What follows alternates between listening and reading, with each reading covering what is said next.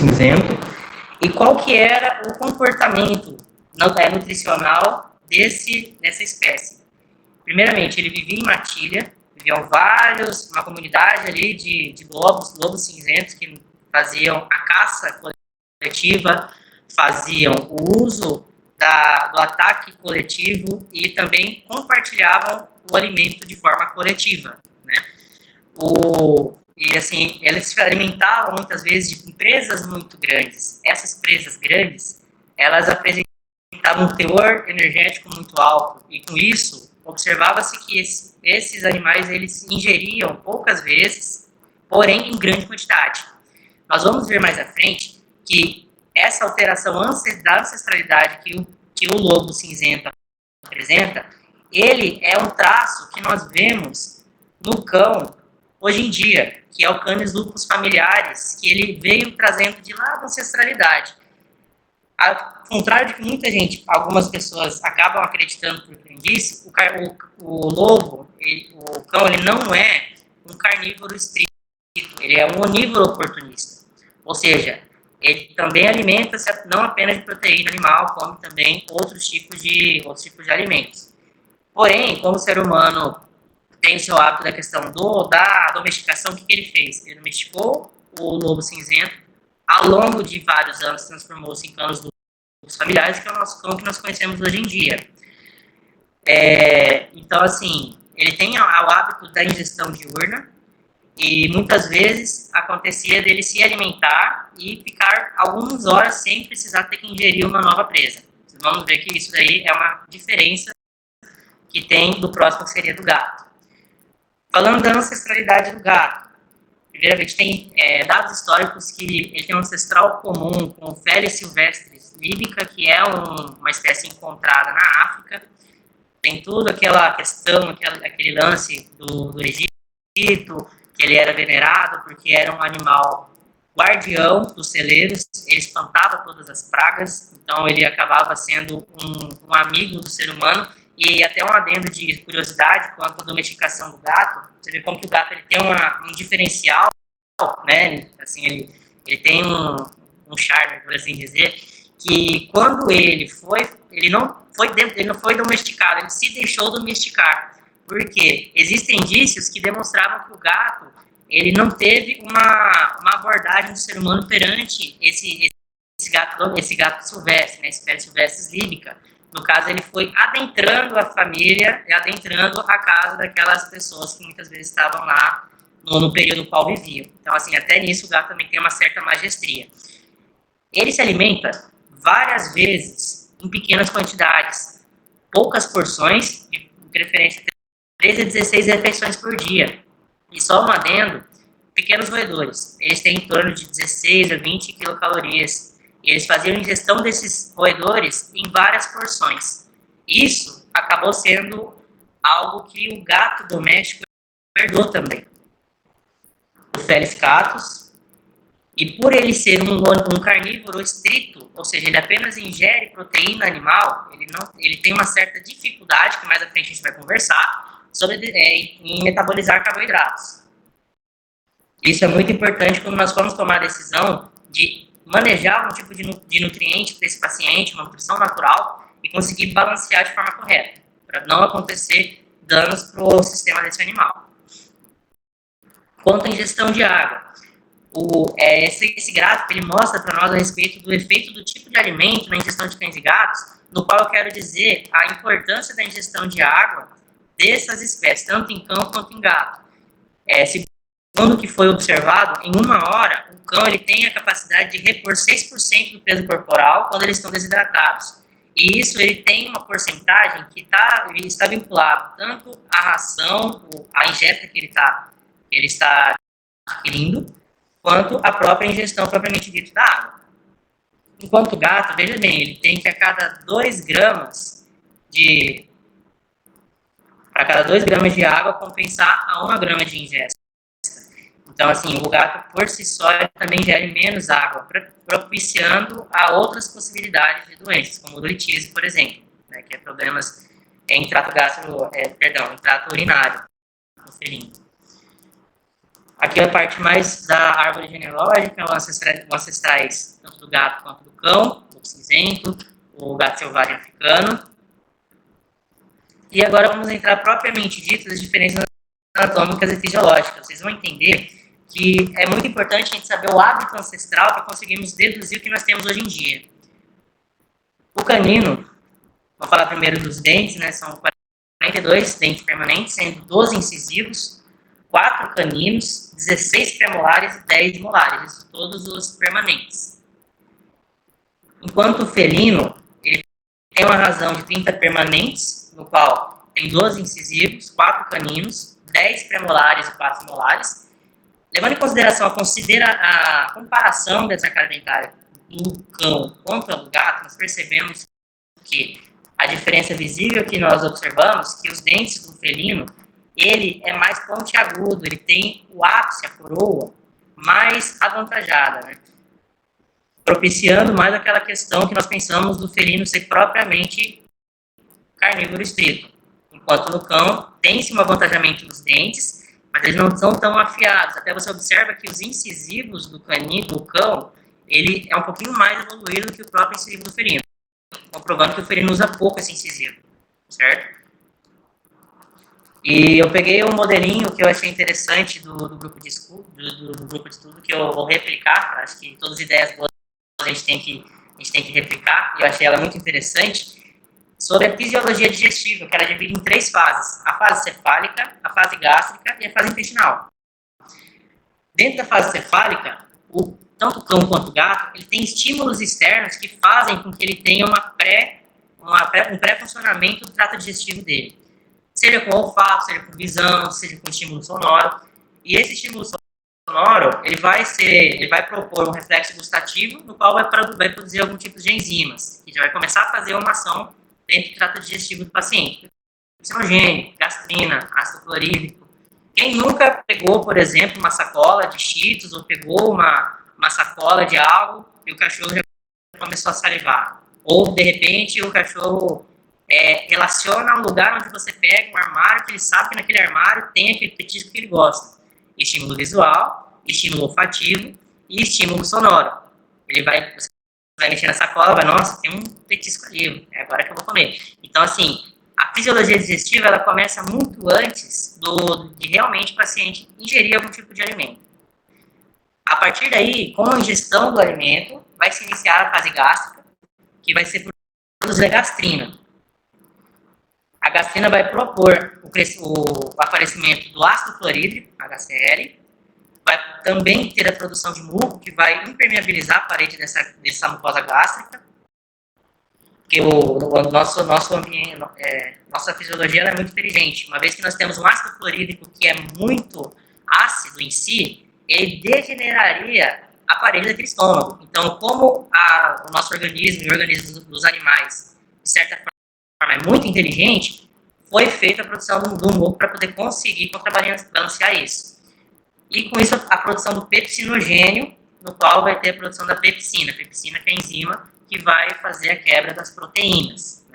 Né? Mas aí pode chegar alguém e falar, Jean, mas a quebra da proteína ela pode acontecer no intestino. Só que ela tem uma pouca camada, uma pouca quantidade de proteína que ela começa a ser digerida no estômago. E ela tem uma complexidade maior, no entanto que ela passa um pouquinho para o duodeno para ela continuar sendo digerida. Depois passou pelo estômago e foi para o duodeno. Eu vou mostrar parte por parte, mas eu gosto de fazer assim para todo mundo entender a fisiologia, para nós conseguirmos fazer um pouquinho mais da discriminação que vai ser falado, tá? Aí eu vou falar dos compartimentos, o pH e tudo isso aí. Tá lá no estômago, o conteúdo gástrico foi pro duodeno e começa-se a fase intestinal. Com isso tem um estímulo interno que inibe a gastrina, ou seja, se começasse a ter um estímulo de acidez do estômago que passasse para o duodeno e passasse para toda a parte intestinal, seria maléfico para o paciente. Então, o corpo é sábio, ele acaba sendo inibido quando o pH aumenta, certo? E com isso também, naquele momento, aparece o chamado suco pancreático, que tem bicarbonato, que também vai fazer com que aquele pH se equilibre.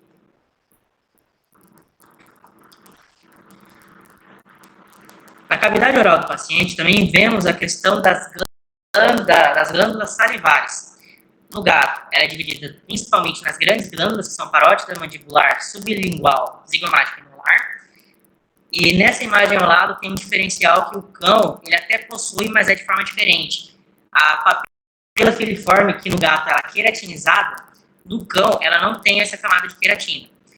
Existem estudos que falam que essa possibilidade da papila filiforme ser queratinizada, ela serve para poder conseguir ajudar ainda mais que a ingesta consiga ser projetada caudalmente, ou seja, mandada mais para dentro, visto que tinha a questão do controle daquela presa. Às vezes a presa ela tinha uma resistência, ela ela acabava assim não sendo morta no primeiro momento, porque poderia acontecer, um felino selvagem poderia errar uma emboscada, né?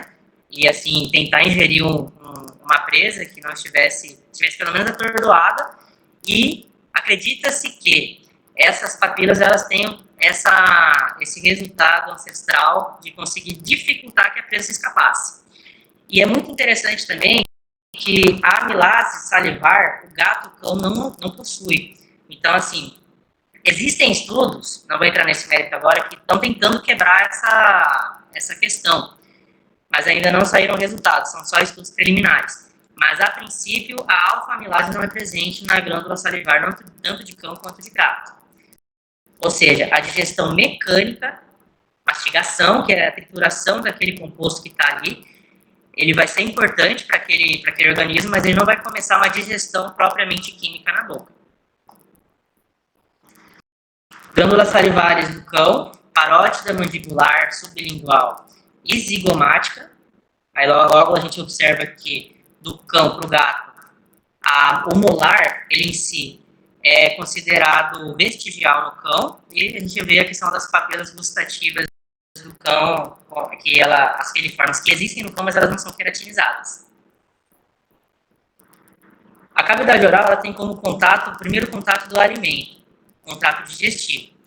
Ela tem como função a apreensão e como objetivo também a redução mecânica dessa ingesta, tá?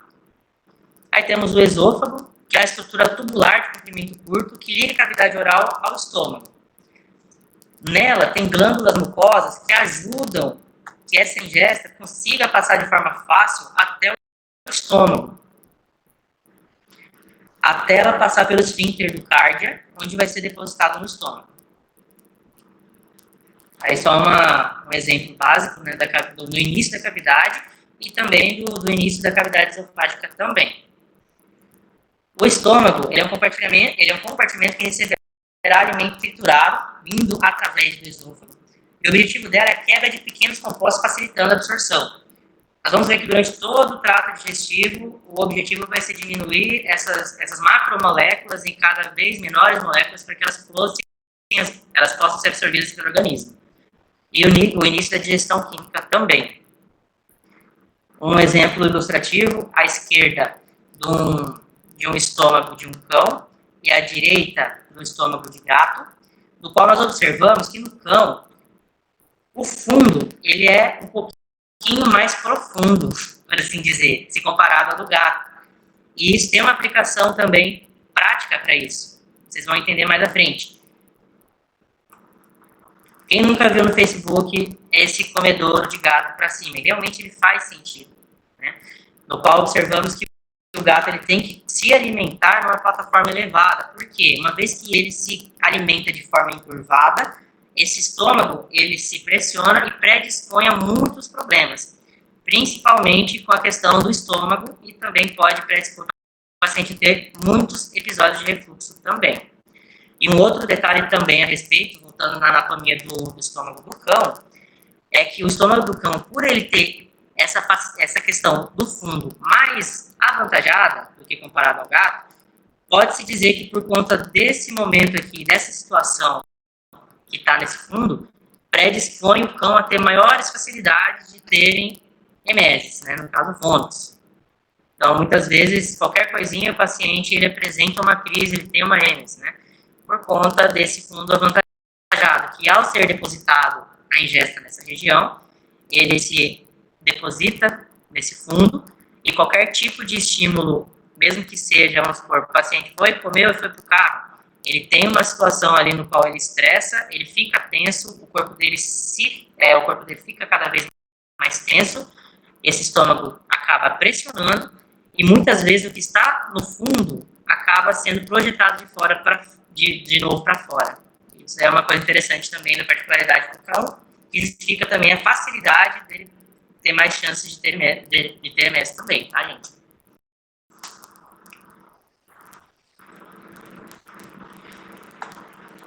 Outras coisas sobre as questões do estômago. O cão, o estômago do cão ele é 72% da capacidade de trato digestivo. E tem uma razãozinha que fala que 40 ml por quilo ele é a capacidade, se você fizer o cálculo de 40 ml multiplicar pelo peso do paciente, vai ser a capacidade de volume em ml que vai ter naquele estômago daquele paciente, em pequeno porte, e 100 ml por quilo em cães de grande porte.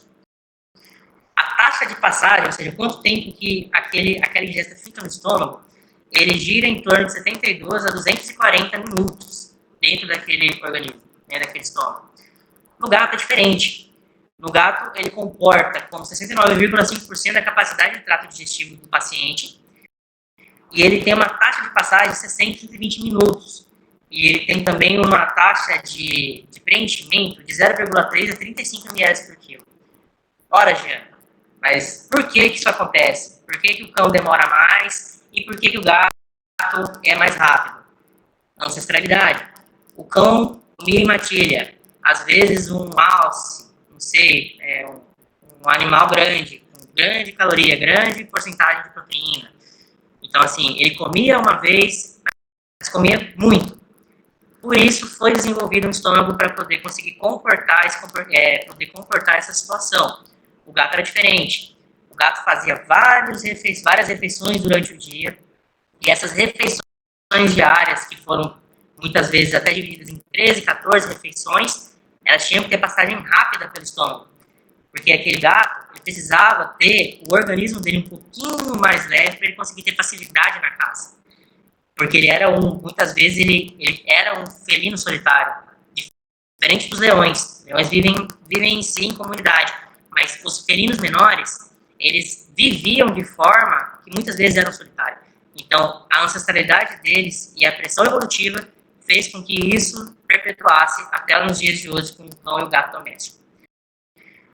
Lembrando também, né, o que veio da ancestralidade do cão, que é uma complicação dentro da clínica e cirurgia de pequenos, é o compartimento do cão, do estômago, que é muito mais elevado, ele comporta muito mais volume, só que nós domesticamos os cães. Colocamos eles para comerem 3 vezes por dia.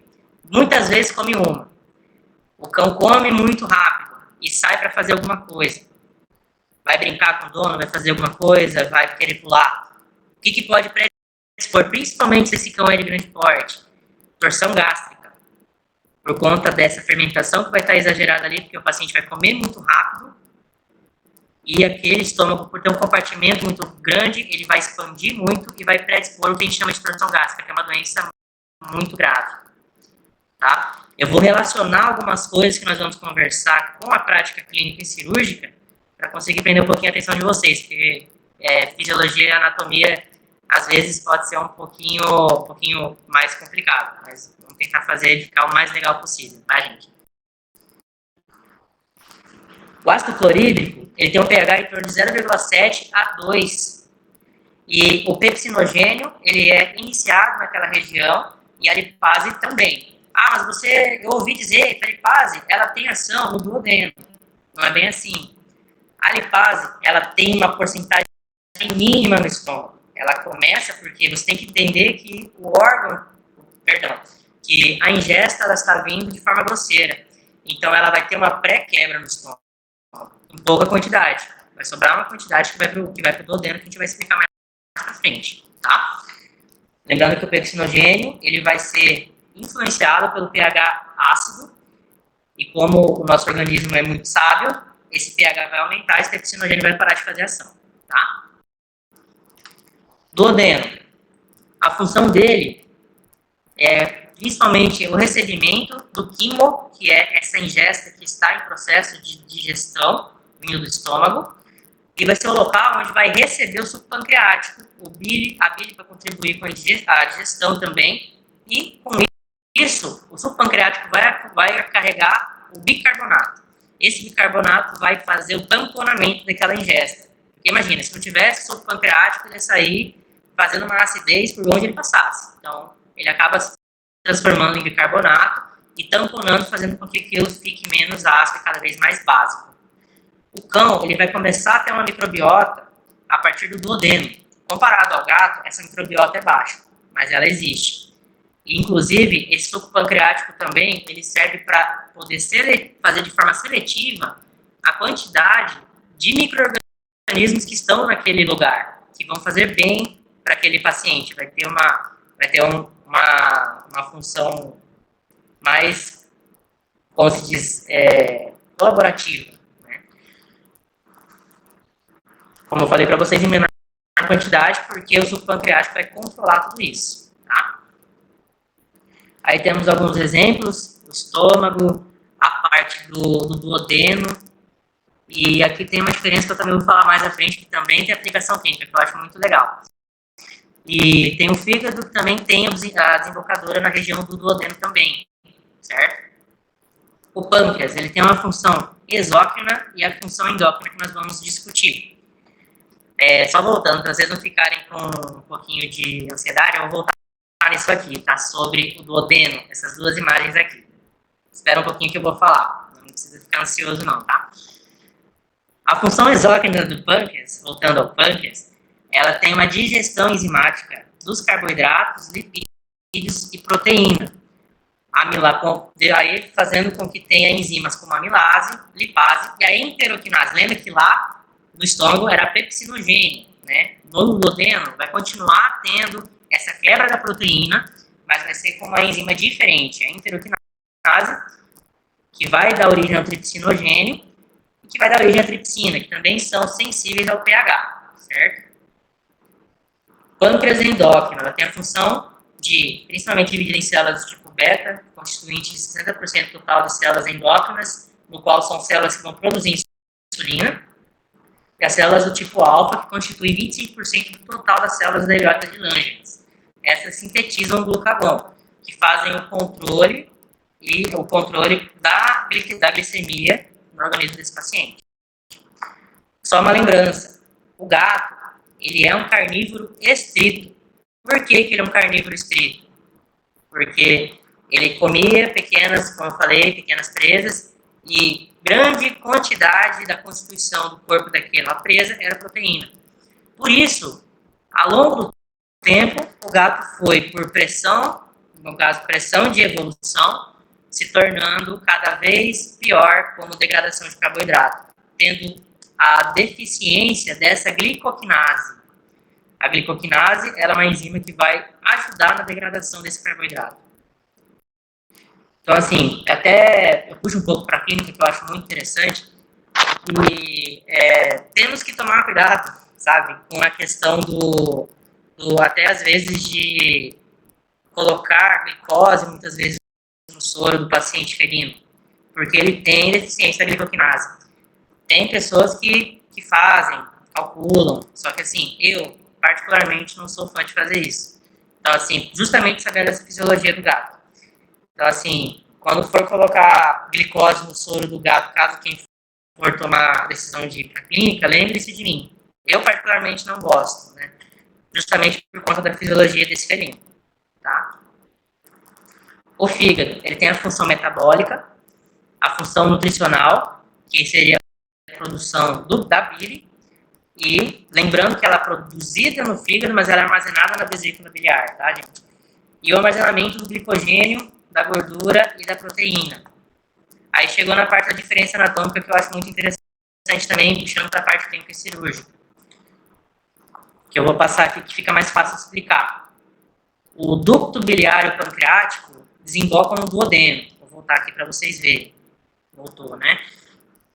Vamos supor, o do lado direito, o do lado esquerdo, perdão, ele é de um cão.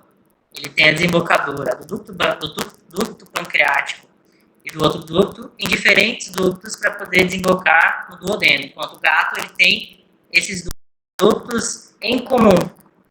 Opa, espera um minutinho, gente. Deu um problema aqui na apresentação. Um pouquinho. Estou voltando. Pronto. Já fui no obrigado. Tem muita coisa para falar ainda. O ducto biliar e o ducto pancreático no cão, eles são ductos distintos que desembocam no duodeno. O ducto biliar do gato e o ducto pancreático do gato, eles são em comum no duodeno. Por isso, tem na clínica o que a gente chama de tríade felina. Complexo, duodenite, pancreatite e hepatite. Também é uma coisa que veio dos ancestrais e que o nosso gato doméstico ainda tem. Então, quem for passar pela clínica, também lembre-se desse diferencial, que vocês vão estudar bem a tríade e na prática vocês vão ver muito a tríade felina na prática clínica.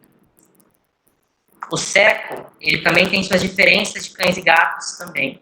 Ele condiz a 8% da digestão, e esse 8% da digestão, ele está relacionado a uma certa fermentação.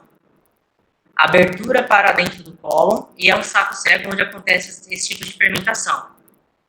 Porém, nós temos que lembrar o seguinte, em cães, ela é mais desenvolvida.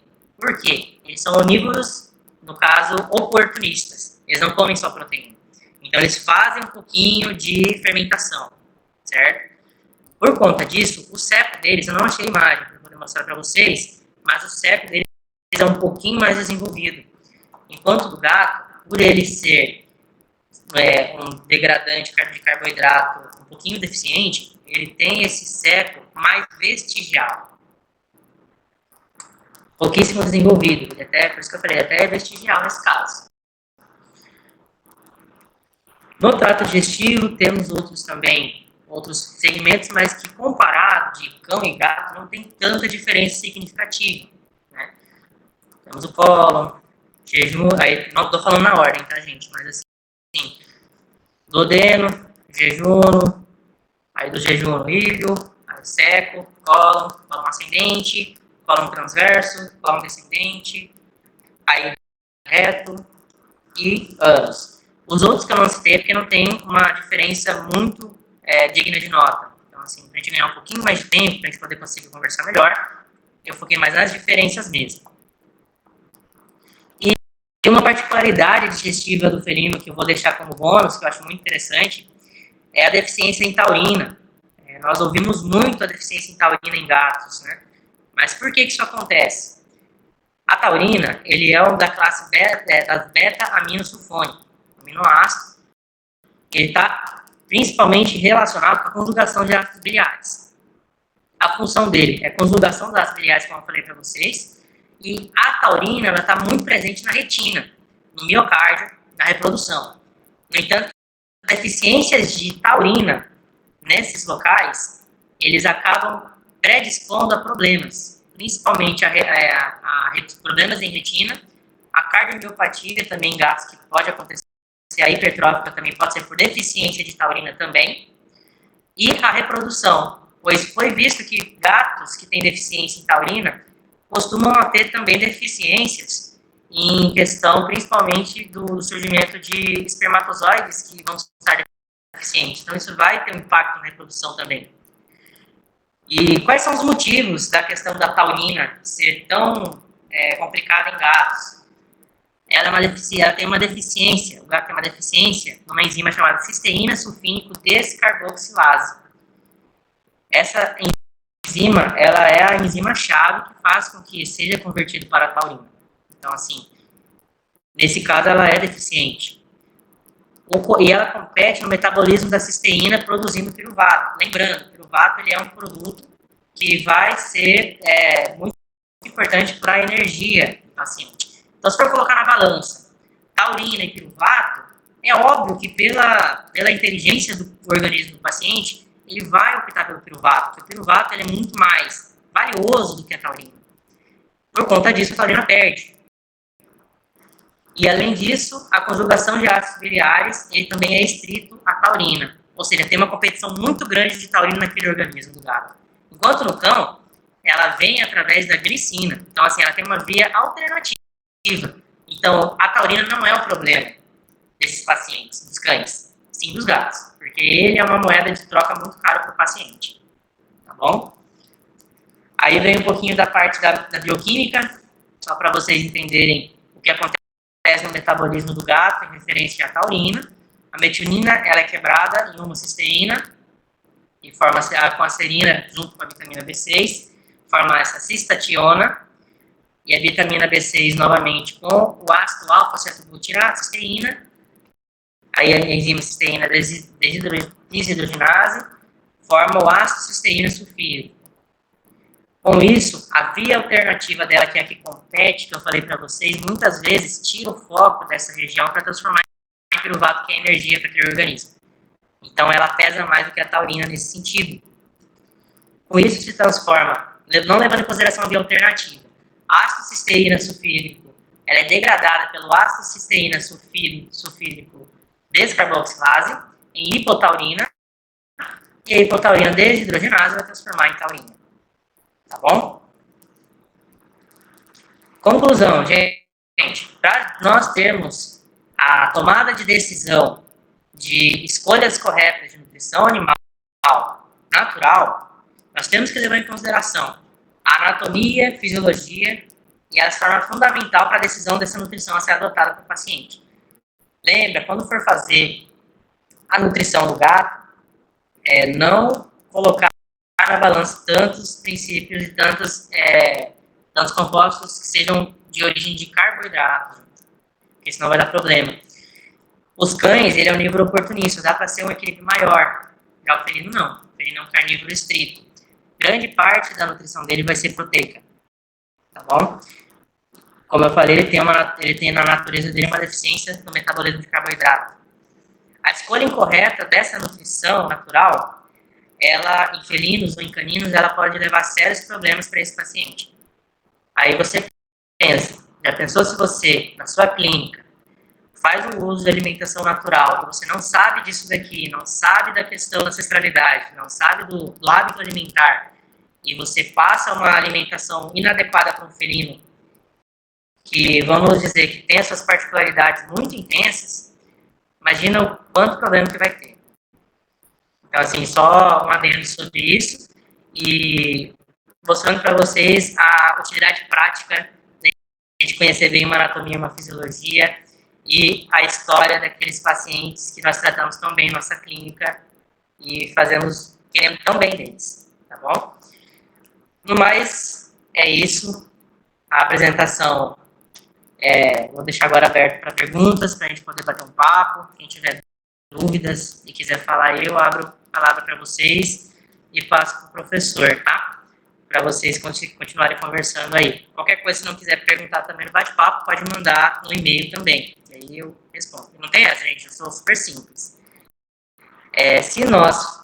Caso vocês não quiserem, pode mandar para mim que eu respondo. Se eu não souber, eu vou procurar, quem sabe, para poder te responder. Tudo bem? Obrigado. Obrigado, Jean, pela apresentação. Parabéns, primeiro, né? E eu tenho algumas questões particulares, mas tem aqui também uma questão que apareceu no chat da Amanda Thaís Santos Coutinho. Ela pergunta o seguinte: quais as consequências para a saúde de um felino alimentado somente com alimentos de origem vegetal? Certo. Uma vez que nós temos um paciente felino que é carnívoro estrito, o senhor pode até me corrigir, tá? Não fica sentido com isso. Fica à vontade também, caso queira. Conversando. Uhum. Mas, assim, o que consiste uma alimentação vegetal com felino? O que tem no vegetal? Celulose. Tem muita fibra. Então, assim, essa alimentação, quando ela é puramente vegetal no paciente felino, ele pode predispor a muitos problemas. Primeiro, desequilíbrio de pH, tanto gástrico quanto duodeno. Vamos lembrar que o organismo do paciente, ele tem uma microbiota especialista em proteína. Então, assim, se nós colocamos algo vegetal que ele não está acostumado e muitas vezes não vai ter bactérias específicas, que a gente fala simbiontes, que vai quebrar aquilo ali, vamos dizer que vai poder surgir alguns problemas. Entre elas, esse aumento de pH ou diminuição de pH, dependendo do que você der. Pode acontecer aumento de fermentação, que não poderia acontecer no intestino, no estômago desse paciente, ou seja, ele vai ter um pouquinho mais de fermentação, produção de gás, porque ele não vai ter essa passagem, vai ter uma diminuição até do peristaltismo desse órgão. E, querendo ou não, vai ser uma ingesta que vai precisar ser expelida desse corpo. Então, pode causar outros problemas também. Acredito eu, se o professor puder corrigir, que, assim, possa ter até uma pancreatite nisso aí, porque tem alguns açúcares também vindos dos vegetais que o gato também não teria capacidade de conseguir digerir. Então, assim, não sei se o professor quiser complementar, mas uma vez que você oferece um vegetal ou uma alimentação mais rica em matéria seca, fibra, você vai conseguir, primeiramente, desequilibrar todo aquele trato digestivo e fazer com que ele tenha esses problemas. E, principalmente, replicação de bactérias que não vão ser boas para ele.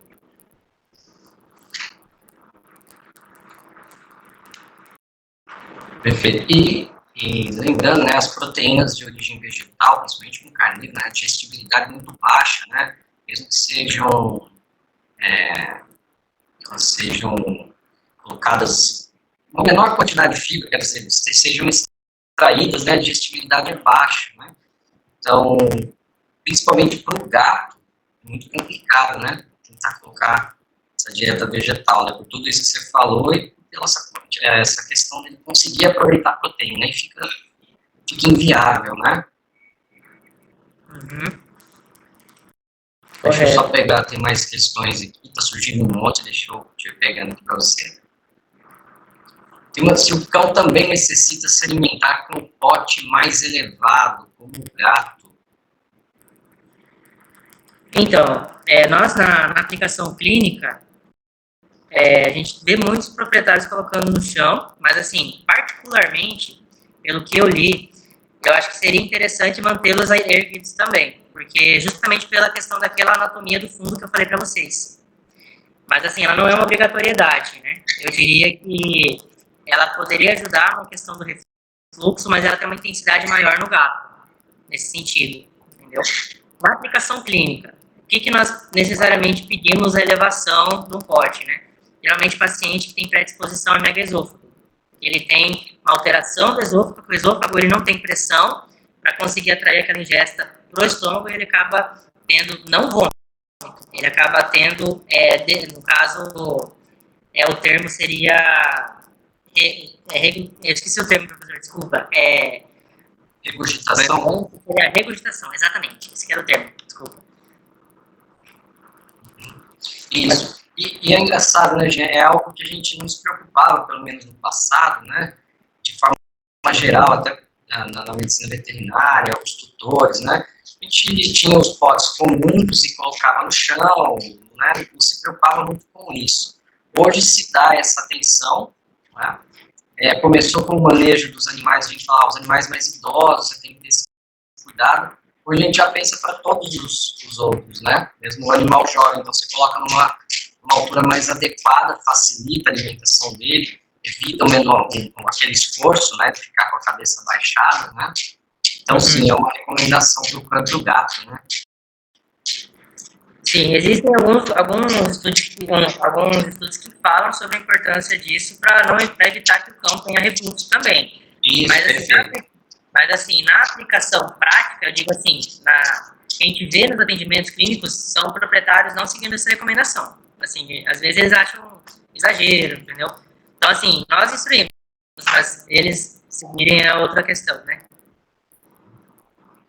Joia. Tem aqui uma questão interessante, alguém que não compreendeu o seguinte da taurina. Falou assim, não entendi. Sobre a taurina e piruvato, o organismo prefere piruvato, mas a taurina é mais valiosa? Você quer dar uma explanadinha nisso? Tá. Vamos lá, eu vou voltar no slide para entender. Quando eu digo, o que a gente tem que lembrar do piruvato? Na bioquímica, o piruvato ele é uma moeda de troca muito valiosa, porque ele vai ser convertido diretamente para energia para o organismo do paciente. Se você levar em consideração o teor energético do piruvato, em comparação ao da taurina, eles são completamente diferentes.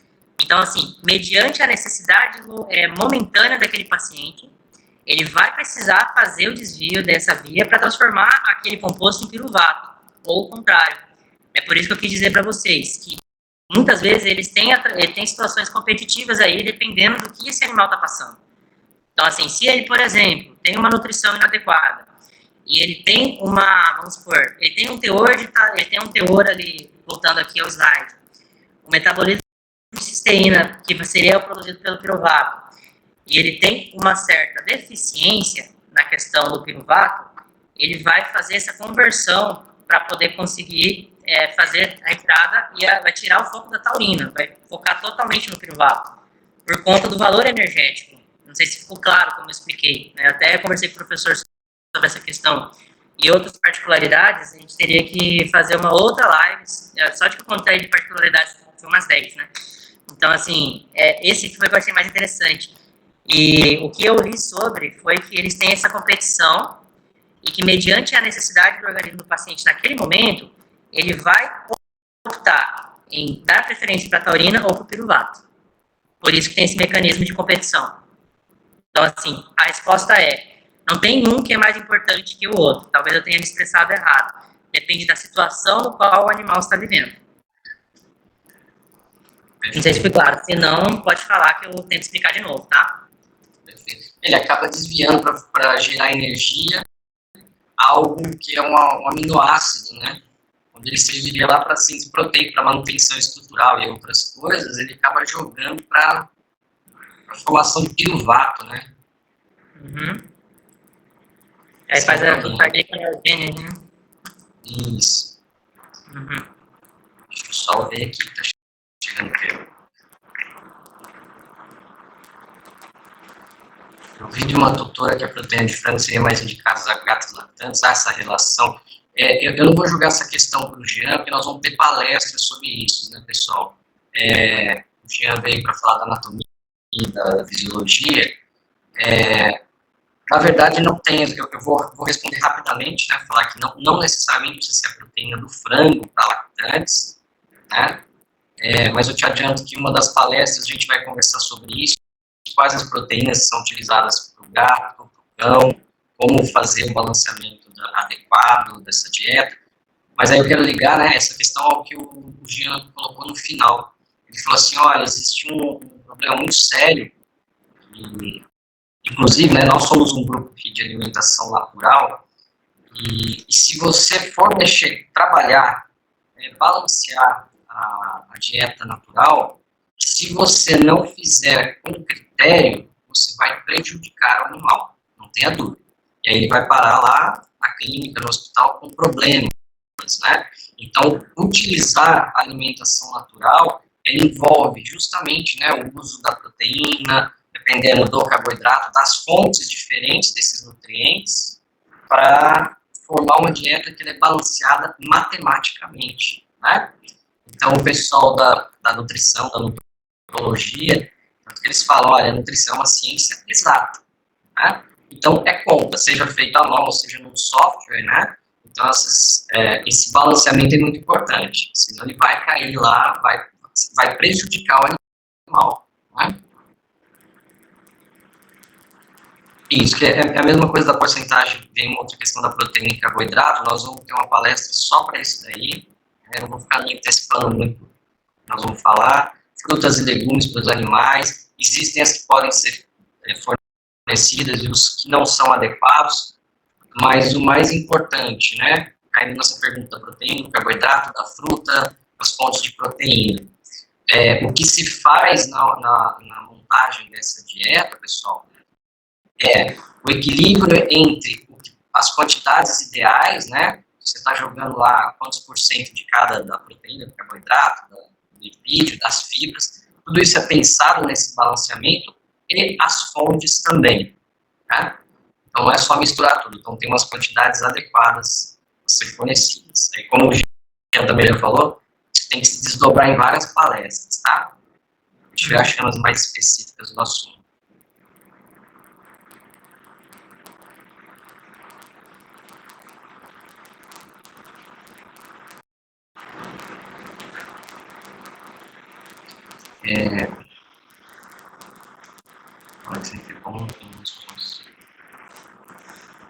Uma de intercalar alimentos, né, ração, frutas, legumes, carnes, está certo.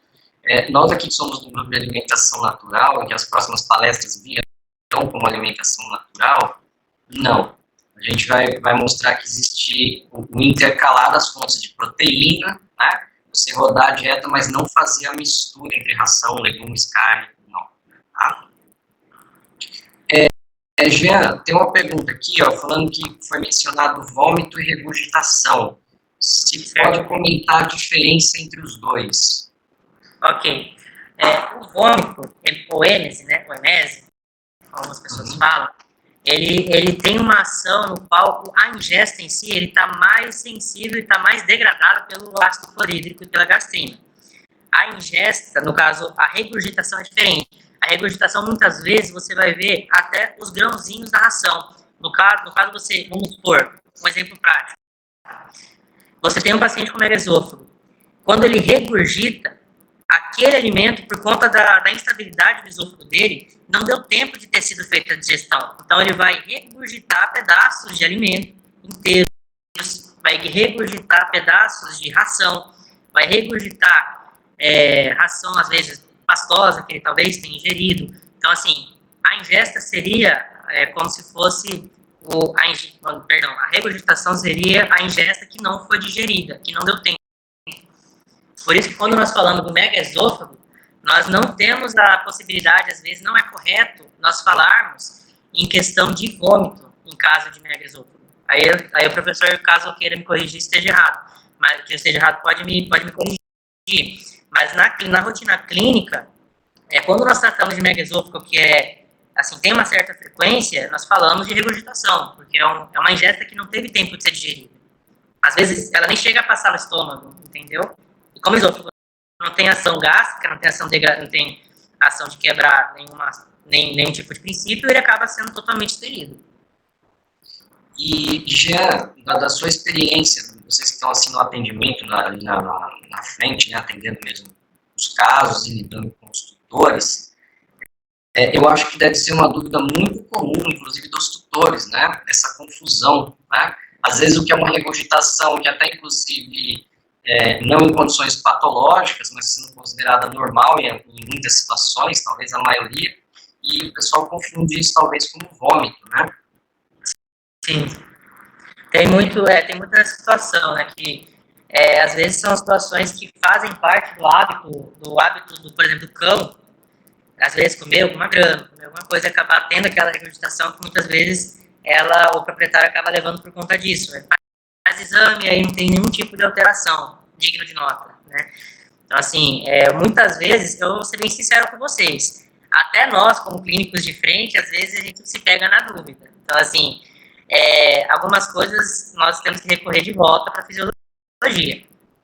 O que eu, na prática, costumo avaliar? Assim, o que eu vi na frequência de vezes que tiveram situações que foram, vamos dizer assim, regurgitações ou vômitos que eram fisiológicas, por assim dizer, entre aspas assim, de outras que talvez fossem patológicas, né? Principalmente a questão do observar a coloração dessa regurgitação. Muitas vezes eu relacionava muito a isso, né? Eu não sei se isso tem alguma relação, é uma coisa prática, né? Eu não li sobre, eu fiquei surpresa nessa pergunta. Mas assim, eu acredito que seja mais em questão de coloração, odor, que a gente tenha que avaliar. Por exemplo, uma coloração amarelada. Por que não a bilirrubina? Então, isso daí não é uma coisa normal. É algo patológico, né? No caso, uma enfermidade que pode estar ocasionando aquilo. Agora, você vê o paciente, às vezes, tendo aquela ação de expelir, por exemplo, grama que ele se alimentou e, às vezes, está com aquele cheiro inodor, pode ser que não seja patológico. Entendeu? E, Jean, outra coisa que eu te perguntar em relação à rotina, porque isso varia muito também de local, né, do atendimento, né, a casuística, né, ela pode variar muito de um local para o outro. Se para você já apareceu o vólvulo gástrico, né, a torção gástrica dos cães, é uma condição que a anatomia deles predispõe, principalmente as raças maiores, né, mas pode acometer os menores também, se é comum para vocês, se vocês já pegaram na rotina, como é que é? Então, aqui no OVET eu não posso falar muito porque eu comecei em março, né? Eu recém entrei. E assim, aqui em Cuiabá, nós observamos assim, pelo menos eu, no período que eu peguei plantão, eu peguei poucos casos aqui. Eu peguei dois ou três casos. E assim, eram situações bem complexas. Assim, só de lembrar de lá de São João do Logás, que eu lembro assim, do cuidado que a gente tinha que ter com aquele paciente, né? E aqui, a frequência, graças a Deus, é pouca. Pelo menos comigo, né? Não sei com outros profissionais. Mas eu não sei se tive sorte ou azar de pegar pouco. Perfeito. É porque eu liguei com uma pergunta, uma questão que está aqui, que é sobre aquela frequência de alimentação, né? Se tem que seguir os cães comerem. A gente forneceu o alimento, né, 2 ou 3 vezes, do gato tentar aumentar. E nesse caso, né, principalmente esses animais de porte maior, é até melhor a gente fracionar mais, né, no caso desses cães, né, ao invés de fornecer uma quantidade grande de alimento ali 1 ou 2 vezes, talvez fracionar mais, né, porque aí, além de sair dessa questão nutricional, nós temos que lembrar dessa questão clínica cirúrgica, né, que é uma emergência. Tá? Senhor, não entendi uma coisa, professor. Agora que apareceu na minha câmera. A respeito da situação que o senhor falou, de um paciente que está passando pelo lugar, ou para prevenir pacientes de grande porte a terem? Não entendi. Para prevenir, né? Um manejo para evitar mesmo, né? Entendi. Você sabendo da predisposição racial, do porte, né? Então, você manter essa conduta de fracionar e evitar aquela alimentação com uma grande quantidade de alimento, né? Mesmo que esteja tudo balanceado, pensar nos aspectos nutricionais, né? Sim. E sem falar também que o cão, ela tem aquela questão, né, professor, assim, de muitas vezes de ter aquela fome aguçada e às vezes uma refeição só ele vai querer comer como se ele não fosse comer nunca mais. E isso daí também dá um desequilíbrio, né? Então, uma vez que você fraciona mais vezes a alimentação daquele paciente, você acaba deixando ele menos propício a ter maiores momentos de fome e maiores espaços de jejum. O que o jejum faz? O jejum no cachorro é terrível. Qualquer barulhinho, o paciente, o proprietário, não sei, tem alguém na rua, passando de bicicleta, comendo um Cheetos, ele vê um barulhinho ali, já começa, gastrina, ácido clorídrico, e aquilo além de dar uma gastrite no paciente, ele também vai ser maléfico, porque ele vai acabar deixando o paciente ainda mais ansioso para poder comer. Quando ele comer, aí vai ser um problema. Perfeito. Inclusive, deve a questão, né? Então, no manejo alimentar 3 vezes, a alimentação dividida em 3 vezes por dia seria bom para prevenção? Eu acho que a questão é essa, né? Você conseguir fracionar, ao invés de dar 1 ou 2, você tentar fracionar mais. Se puder fazer até mais que isso, né? Se for uma questão da quantidade, dependendo do porte, que ele tem uma grande quantidade de alimentação, você conseguir fazer um pouquinho mais até dá, né? Mas no mínimo ali 3 vezes, né? Sim, concordo, senhor. Porque querendo ou não, a gente está adequando a fisiologia do cão e do cão e do gato para a nossa fisiologia, né? Então, assim, fazer isso o mais próximo possível da nossa realidade. Sei que não é correto e às vezes, né, não é bom, né? Mas uma vez que eles se tornaram dependentes de nós, a gente tem que fazer adequações que sejam bons para os dois lados. Às vezes a gente trabalha, né? Tem nossos afazeres, então a gente tem que também pensar no nosso lado e também lembrar do lado deles também, para também não acontecer deles passarem mal. Né?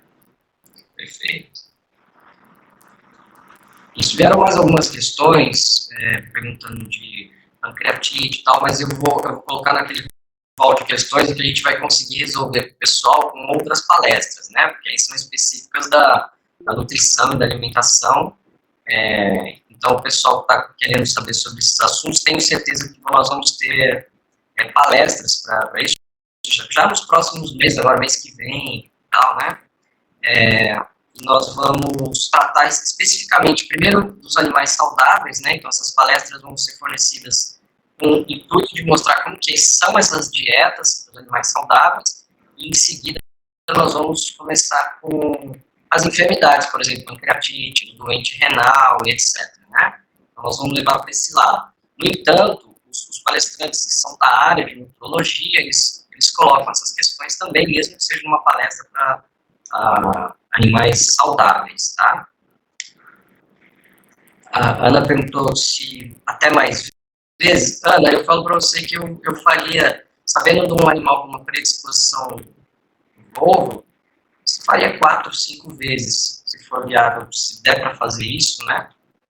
Aí, no mínimo 3 vezes, mas se for possível fazer mais, você diminui a quantidade de alimento para o trânsito intestinal, né? O trânsito gastrointestinal, tá? Jean, eu quero te agradecer mais uma vez. Eu sei que foi corrida para você. O Jean, para ele conectar, ele teve problemas. Ele estava aí no hospital, ele estava em atendimento lá no FMT, então estava tudo marcado, obviamente, mas emergência, urgência, a gente não tem como controlar, né? E você desculpa eu ter te apressado, o pessoal estava me perguntando, mas foi ótimo, porque nós queríamos esse start, apresentar a anatomia, a fisiologia, como que o médico veterinário ali está na residência, como que ele encara isso, mostrando a importância, né?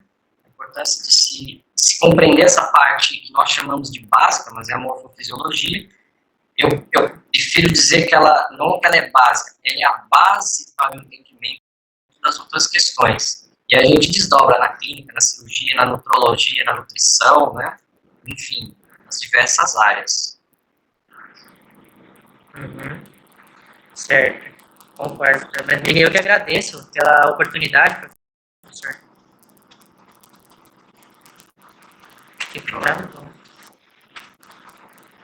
Acho que travou aqui. Não, estou te ouvindo.